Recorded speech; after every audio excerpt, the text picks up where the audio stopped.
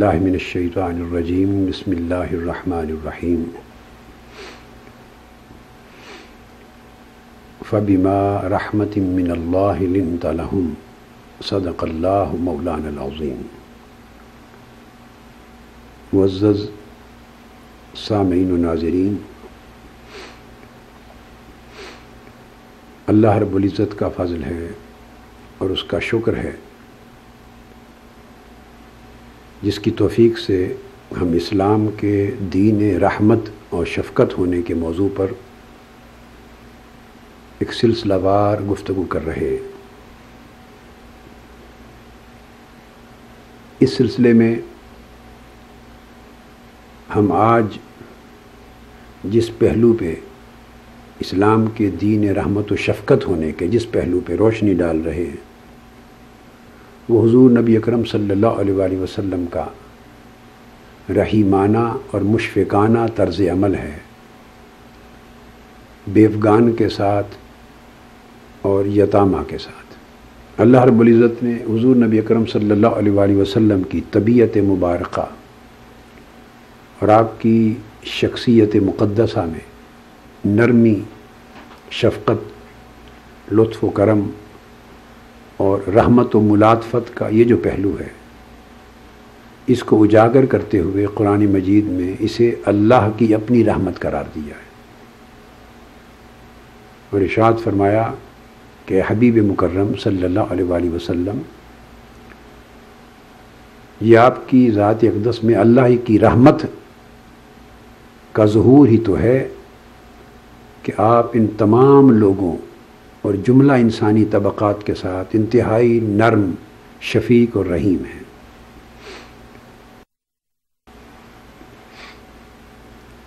بیوگان کو اور یتیم بچوں اور بچیوں کو حضور علیہ الصلوۃ والسلام نے اسلام کی تعلیمات میں نہایت اہمیت دی اور ان کے ساتھ شفقت و رحمت پر مبنی برتاؤ کو بڑا باعث اجر، باعث فضیلت اور باعث ثواب عمل قرار دیا۔ حضرت ابو ہریرہ رضی اللہ تعالیٰ عنہ فرماتے ہیں عن النبی صلی اللہ علیہ وآلہ وسلم قال السعی علی الارملۃ والمسکین کالمجاہد فی سبیل اللہ او کالذی یصوم النہار ویقوم اللیل، متفق علیہ۔ صحیح بخاری اور مسلم میں یہ حدیث حضرت ابو ہریرہ رضی اللہ تعالیٰ عنہ سے مروی ہے کہ جس میں آقا علیہ الصلاۃ والسلام نے فرمایا کہ بیوگان اور یتامہ اور مساکین پر شفقت کرنے والا، رحمت کرنے والا، ان کی پرورش اور کفالت کی ذمہ داری لینے والا، اس کا درجہ اللہ رب العزت کے حضور وہی ہے جو اللہ کی راہ میں جہاد کرنے والے کا ہے، یا اس شخص کا ہے جو ساری زندگی دن کو روزہ رکھے اور رات ساری قیام کرے اللہ تعالیٰ کی بارگاہ میں۔ قائم اللیل اور صائم الدہر کا درجہ اس شخص کو اللہ پاک عطا کرتا ہے جو بیوگان اور یتامہ اور مساکین کی کفالت، پرورش اور نگہداشت کرتے۔ اسی طرح حضرت عائشہ صدیقہ رضی اللہ تعالیٰ عنہ وہ روایت کرتی ہیں قالت سمعت رسول اللہ صلی اللہ علیہ وآلہ وسلم یقول انا وکافل الیتیم فی الجنۃ کہاتین وجامع بین السبابۃ والوسطی۔ آقا علیہ السلام نے فرمایا کہ میں اور یتیموں کی کفالت کرنے والا جنت میں ان دو انگلیوں کی طرح ہوں گے۔ اکٹھی کر کے آپ نے انگشت شہادت اور وسطی انگلی دونوں کو اکٹھا کر کے فرمایا جیسے دو انگلیاں یہ میری آپ کے سامنے ہیں، جنت میں میں اور یتیموں کی کفالت اور پرورش کرنے والا اس طرح اکٹھے ہوں گے۔ والساعی علی الیتیم والارملۃ والمسکین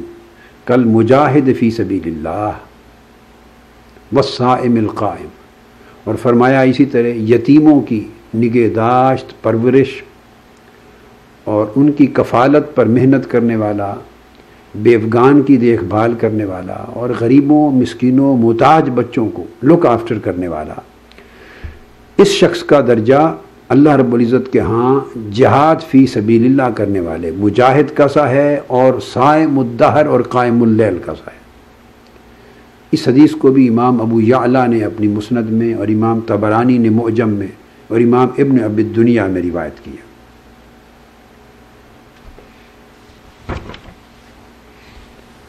حضرت ابو ہریرہ رضی اللہ تعالیٰ عنہ ارشاد فرماتے ہیں کہ حضور علیہ الصلوۃ والسلام نے فرمایا انا اول من یفتح له باب الجنہ الا انی ارى امرأة تبادرنی فاقول لها ما لك ومن انت فتقول انا امرأة قعدت على ایتام لی۔ اس حدیث کو امام ابو یعلا نے مسند میں روایت کیا اور اس کی سند جید اور حسن ہے، اور حافظ منذری نے بھی الترغیب و ترہیب میں روایت کیا سند حسن اور صحیح کے ساتھ۔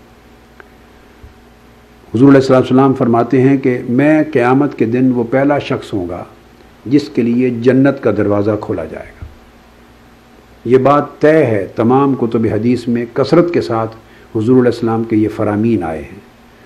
کہ حضور علیہ السلام فرماتے ہیں کہ میں ہی جنت کا افتتاح کروں گا، میں ہی سب سے پہلے جنت کا دروازہ کھٹکھٹاؤں گا، اور جنت کا دروازہ مجھ سے پہلے کسی کے لیے نہیں کھولا گیا ہوگا۔ سب سے پہلی شخصیت جس کے لیے جنت کے دروازے کو کھولا جائے گا وہ میری ذات ہوگی، بلکہ بواب کہے گا کہ مجھے حکم بھی یہ تھا کہ جب تک محمد صلی اللہ علیہ وآلہ وسلم نہ آئیں جنت کا دروازہ کسی اور کے لیے نہ کھولا جائے۔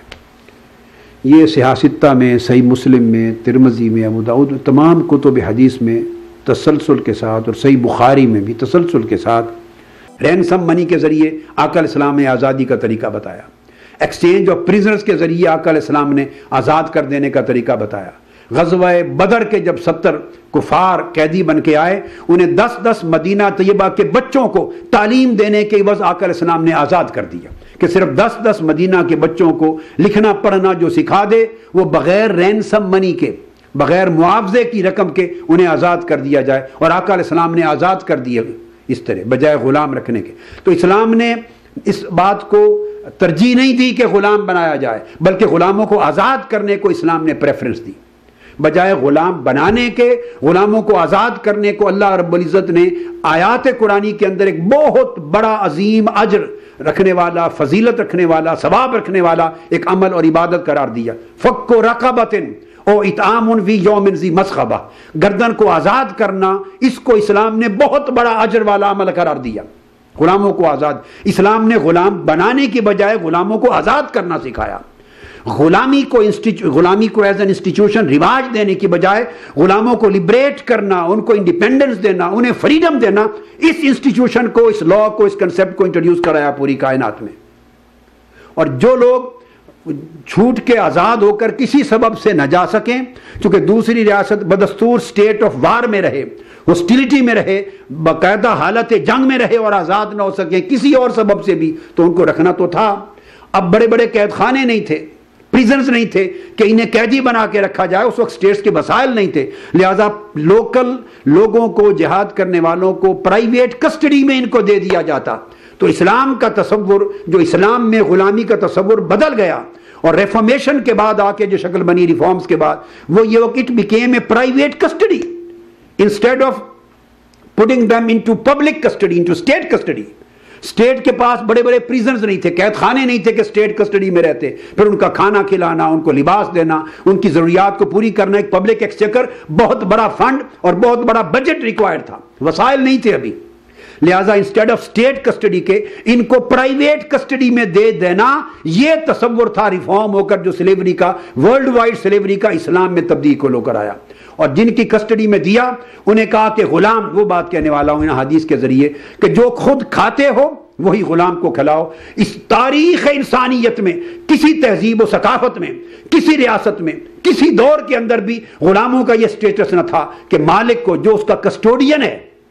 اب کسٹوڈین کو کہا گیا جو کھاتے ہو وہی اپنے سلیبز کو، یعنی غلاموں کو کھلاؤ، عبد کو کھلاؤ، جو پیتے ہو وہ ان کو پلاؤ، جو لباس پہنتے ہو وہ ان کو پلاؤ، ان پر ظلم نہ کرو، ان پر تکلیف نہ دو، انہیں شادی کا حق دے دیا گیا۔ اور اگر کما کے ایک قیمت مقرر کر لیں اور تمہیں پیمنٹ کر دیں تو آفٹر پیمنٹ آزاد کرنے کا بھی رائٹ دے دیا گیا. غلام کو آزاد کرنا اٹسیلف بہت بڑا اجر عطا کیا. آقا علیہ السلام نے کلچر کریٹ کر دیا تھا, ایک ٹینڈنسی دے دی تھی, ایک میسج دے دیا تھا, ایک رجحان کریٹ کر دیا تھا کہ جس نے اللہ کی رضا پانی ہے وہ غلاموں کو آزاد کرے, جس نے بہت بڑی عبادت کرنی ہے غلام آزاد کرے, جس نے اللہ کا قرب پانا ہے غلام آزاد کرے, جو خود کو دوزخ سے نجات دلانا چاہتا ہے وہ غلام کو آزاد کرے. تو غلام کی آزادی کی اتنی طریقے رکھے کہ لوگوں کو انسٹیگیٹ کیا, موٹیویٹ کیا, ان کو تیار کیا کہ وہ قدم قدم پر لمحہ لمحہ مختلف معاملات میں غلاموں کو آزاد کرنے پر اتنی ترغیب ملی کہ وہ کرتے چلے جائیں. اور اس طرح اسلام نے ریڈیوس کیا اس ٹینڈنسی کو اور غلام بنانے کے رجحان کو محدود کیا اور غلاموں کو آزاد کرنے کے رجحان کو انٹروڈیوس کیا. اور جو رہ جائیں ان کا سٹیٹس اتنا بلند کر دیا کہ وہ ایک ٹائٹل تھا ورنہ وہ غلام نہ تھے. ان کو حقوق قانونی دے دیے, عدل کا قانون دیا, انصاف کے قانون دیے, احکام ان کے لیے دیے, سزائیں ان کے لیے ہاف کر دی, عدالت میں جانے مالک کے خلاف اپنا کیس فائٹ کرنے کا رائٹ دیا, جو کہ دنیا کی تاریخ میں کسی ریاست میں, کسی سلطنت میں, کسی تہذیب و ثقافت میں کبھی ایسا نہ تھا کہ غلاموں کو اگینسٹ دیئر کسٹوڈینز, ان کے ماسٹرز, ان کے مالکوں کے خلاف عدالت میں جا کے کیس کرنے کا بھی رائٹ ہو اور وہ فائٹ کر سکے. ان کے رائٹس ہی نہیں تھے. اسلام نے سارے رائٹس غلاموں کو عطا کیے اور عدالتوں کی ڈیوٹی لگی کہ ان کو پروٹیکٹ کریں. اور اسلام نے قرآن و سنت کے ذریعے ان کے حقوق کو نہ صرف معین کیا بلکہ ان کی حفاظت کے سامان مہیا کیے. تو یہ تصور پرزنرز آف وار کی وجہ سے یہ تصور جاری رکھنا پڑتا تھا. ٹوٹلی ایلیمینیٹ کرنے کی کوئی پریکٹیکل سبیل نہیں تھی, عملی کوئی شکل نہیں, پاسبل نہیں تھی. چونکہ اسلام اگر ساری دنیا کا اس وقت دین اور مذہب بن چکا ہوتا تو امپلیمنٹ کرتے تو ایلیمینیٹ ہو جاتی, مگر اسلام کی اپنی حدود تھیں. ہر سمت اس حدود سے باہر غیر مسلم ممالک تھے, وہاں غلامی تھی, جنگیں ہوتی تھیں تو پرزنرز آف وار آتے بھی تھے, جاتے بھی تھے اور وہاں وہ غلام بن جاتے تھے. اور یہاں ان کو الگ سے رکھنے کی کوئی اور سبیل نہ تھی سوائے اس کے. تو اسلام نے گریجول پروسیس میں اسے ایلیمینیٹ کرنے کے مختلف راستے تجویز کیے, امپلیمنٹ کیے, ترغیبات دیں, ترہیبات دیں, احکام دیے, قوانین دیے. اور اس کے نتیجے میں یہ اسلام کا احسان ہے انسانیت پر کہ اس کے نتیجے میں الٹیمیٹلی غلامی کا انسٹیٹیوشن دنیا سے ختم ہو گیا. اس کے خاتمے کے لیے اسلام نے گریجول پروسیس, ایک نیچرل پروسیس کو اڈاپٹ کیا. تو یہ بات بائی دی وے آ گئی. تو وہ جو غلام اس وقت تھے, آج اس کی شکل گھر میں کام کاج کرنے والے لوگوں کی ہے, غلام تو ہے نہیں. لہٰذا آپ ہائر کرتے ہیں جو سرونٹس اپنی سروس کے لیے, ہاؤس ہولڈ کے لیے ہائر کرتے ہیں, تو وہ لوگ جو آپ کے گھر کی خدمات انجام دیتے ہیں, آیا کے طور پر گھر کی صفائی کرنے والے, گھر میں خاتون رکھی جاتی ہے, مرد رکھے جاتے ہیں, بچے بچیاں رکھی جاتی ہیں گھر کی ہاؤس ہولڈ کے لیے, تو وہ ان کے اوپر وہ احکام جاری ہوں گے. فرمایا ارقاؤکم اخوانکم فاحسنوا الیہم واستعینوہم علی ما غلبکم. آقا علیہ السلام نے فرمایا یہ جو تمہارے سرونٹس ہیں, کام کرنے والے ہیں, خدمت گزار, اب میں اس کا ترجمہ خدمت گزاروں کا کروں گا, یہ تمہارے سرونٹس و خدمت گزار ہیں. فرمایا اخوانکم, یہ تمہارے بھائی ہیں. اسلام سے قبل دنیا کی کسی تہذیب نے, کسی ثقافت نے, کسی ریاست نے, کسی سلطنت نے غلاموں کو بھائی قرار نہیں دیا تھا, ایکول سٹیٹس نہیں دیا تھا. یہ بھی اسلام نے دیا. فرمایا یہ تمہارے بھائی ہیں, اخوانکم, تمہارے بھائی ہیں, لہذا ان کے ساتھ اچھا سلوک کیا کرو. حسن سلوک کا حکم دیا آقا علیہ السلام نے. یہ حدیث امام احمد بن حنبل نے روایت کی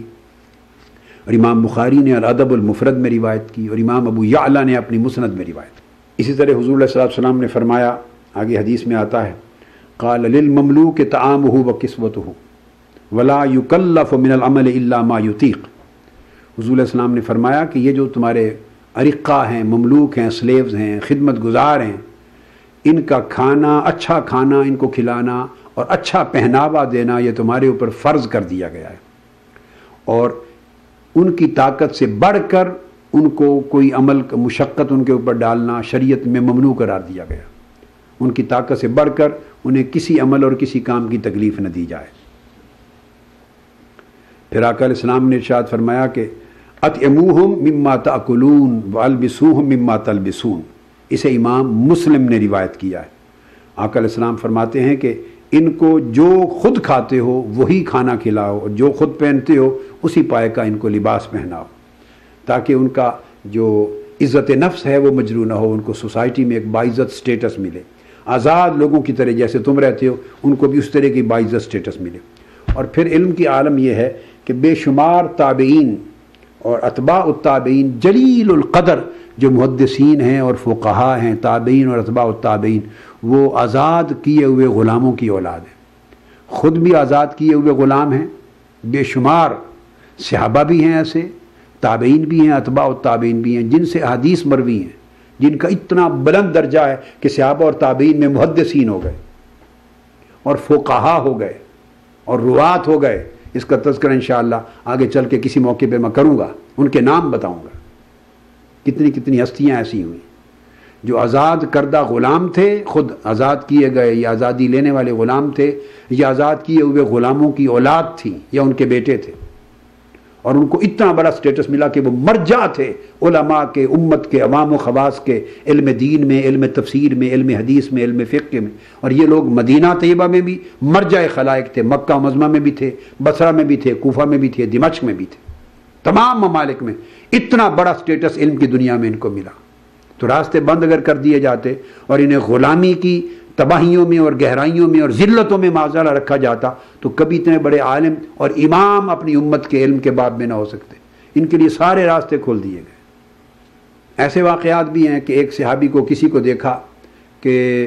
اس نے یا ان کے گھر میں سے کسی بچے نے ایک غلام کو، جو ان کے پاس غلام تھا، سلیب تھا، اس کو مارا، اس کو تھپڑ مار دیا، بس کہ ان کے گھر کے کسی فرد نے، بچے نے تھپڑ مار دیا۔ حضور علیہ الصلوۃ والسلام فرماتے ہیں، ہلال بن یصاف اس کو بیان کر رہے ہیں اس واقعے کو، کہ سوید بن مقرن رضی اللہ تعالیٰ عنہ صحابی ہیں، انہوں نے بیان فرمایا، حضرت سوید بن مقرن رضی اللہ تعالیٰ عنہ فرماتے کہ وہ اس طرح ایک تھپڑ مار دیا کہ ان کے کسی بچے نے، فَأَمَرَنَا رسول اللہ صلی اللہ علیہ وسلم أَن نُؤْتِقَهَا، تو آقا علیہ السلام نے حکم دیا، وہ باندھی تھی جس کو تھپڑ مارا، گھر میں کام کرنے والی تھی، تو آقا علیہ السلام نے حکم دے دیا کہ اب تم اس کو اپنے پاس نہیں رکھ سکتے، اس کو آزاد کر دیں۔ ہم کہہ رہے ہیں وہ کتنے پیسوں سے خرید کے لائے ہوں گے، مگر اسے ایک تھپڑ کے عوض فرمایا خبردار اب اس کو نہیں رکھ سکتے، آزاد کر دیا گیا۔ سو انہوں نے کہا کہ ہمارے پاس ان کے سوا گھر میں اور تھی کوئی نہیں، وَمَا لَنَا خَادِمٌ إِلَّا وَاحِدًا، ایک ہی تھی، مگر آقا علیہ السلام نے معاف نہیں کیا، آزاد کر دیا اس کو ایک تھپڑ کی وجہ سے۔ اتنا اجر عطا اور اتنا مقام عطا کیا۔ ابو ہریرہ رضی اللہ تعالیٰ عنہ فرماتے ہیں، المملوک اخوک فاذا صنع لك طعاما فاجلسه معه، جو سلیب ہے وہ تمہارا بھائی ہے، جب وہ کچن میں تمہارے لیے کھانا بنائے اور کھانا لے کے آئے، آقا علیہ السلام نے فرمایا اس کو اپنے پاس بٹھا لو اور ساتھ ملا کے کھانا کھلاؤ، مل کر کھانا کھاؤ اس کو، اور اگر وہ انکار کرے، ساتھ نہ بیٹھے، تو پھر وہی کھانا اس کو دے دو، الگ بیٹھ کے کھا لے۔ اگر وہ نہ بیٹھے، انکار کرے، کسی قیمت میں نہ بیٹھے، تو وہی کھانا اس کو دو کہ چلو تم اپنی جگہ پہ بیٹھ کے کھا لو۔ اور آقا علیہ السلام نے فرمایا خبردار اس کو تھپڑ مت مارو، اس کے چہرے پر مت ضرب مارو۔ اسے امام احمد بن حنبل نے اپنی مسند میں روایت کیا ہے، امام ابو داؤد طیالسی نے اپنی مسند میں روایت کیا، امام بہقی نے سنن کبریٰ میں اسناد حسن کے ساتھ روایت کیا، اور اس حدیث کی جو اصل ہے وہ بخاری اور مسلم میں آئی ہے، متفق علیہ۔ حضرت عمار بن یاسر رضی اللہ تعالیٰ عنہ روایت کرتے ہیں کہ حضور علیہ السلام نے فرمایا، قال رسول اللہ صلی اللہ علیہ وسلم، من ضرب مملوکہ ظلما وقیل منہ یوم القیامہ۔ آقا علیہ السلام فرماتے ہیں کہ جس شخص نے اپنے کسی غلام کو، اپنے خادم کو، خدمت گزار کو ظلمن مارا، جس کا وہ حقدار نہ تھا، اس کو مارا، قیامت کے دن میں اس غلام کی جگہ اس کا بدلہ لینے والا ہوں گا، اس کی جگہ پہ اس کا بدلہ میں لوں گا، اس کا وکیل بنوں گا، اس کا ڈیفینڈر بنوں گا، اور اس کا بدلہ وصول کروں گا قیامت کے دن میں۔ اس حدیث کو امام بزار نے روایت کیا کشف الستار میں، امام طبرانی نے المعجم میں، امام ابو نعیم نے رجال ثقات کے ساتھ، اور امام بخاری نے خود الادب المفرد میں روایت کی۔